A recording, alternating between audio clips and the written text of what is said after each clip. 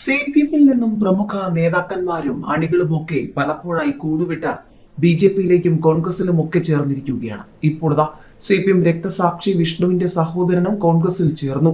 Thiruvananthapuram വഞ്ചിയൂരിലെ CPM രക്തസാക്ഷി വിഷ്ണുവിന്റെ സഹോദരനും CPM ബ്രാഞ്ച് അംഗവുമായിരുന്ന വിനോദ് കോൺഗ്രസിൽ ചേർന്നു.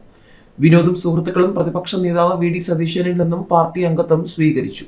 ഊർജ്ജസ്വലനായ CPM പ്രവർത്തകനായിരുന്നു വിഷ്ണുവിന് വേണ്ടി പിരിച്ച രക്തസാക്ഷി ഫണ്ടിൽ പകുതി CPM അടിച്ചു മാറ്റിയെന്ന VD സതീശൻ ആരോപിച്ചു. പണം വക്കീലിന് കൊടുത്തു എന്നാണ് CPM പറയുന്നത്. സർക്കാരാണ് വക്കീലിനെ വയ്ക്കേണ്ടത്. പാർട്ടി രക്തസാക്ഷി ഫണ്ട് അടിച്ചു മാറ്റുന്നു. വിഷ്ണുവിന്റെ കുടുംബം പരാതി നൽകിയപ്പോൾ നേതാവിനെതിരെ നടപടിയെടുത്തു. ഇപ്പോൾ അദ്ദേഹത്തിന് ട്രിപ്പിൾ പ്രൊമോഷൻ നൽകിയിരിക്കുകയാണ്. വിഷ്ണുവിന്റെ സഹോദരൻ വിനോദിനെയും സഹപ്രവർത്തകരെയും കോൺഗ്രസ് കുടുംബത്തിലേക്ക് സ്വാഗതം ചെയ്യുന്നുവെന്നും പ്രതിപക്ഷ നേതാവ് പറഞ്ഞു. രക്തസാക്ഷി കുടുംബത്തോട് CPM നീതി കാണിച്ചില്ലെന്നും ഇനി പാർട്ടിക്കൊപ്പം ഉണ്ടാവില്ലെന്നും കഴിഞ്ഞ ദിവസം വിനോദ് വ്യക്തമാക്കിയിരുന്നു. വിഷ്ണുവിന്റെ പേരിൽ പിരിച്ച രക്തസാക്ഷി ഫണ്ട് നേതാക്കൾ തട്ടിയെടുത്തതായാണ് വിനോദ് ആരോപണം ഉന്നയിച്ചിട്ടുള്ളത്. ഫണ്ട് തട്ടിപ്പിൽ തരം താഴ്ത്തിയ നേതാവിന് വീണ്ടും പദവി നൽകിയെന്നും വിനോദ് ആരോപിച്ചിരുന്നു.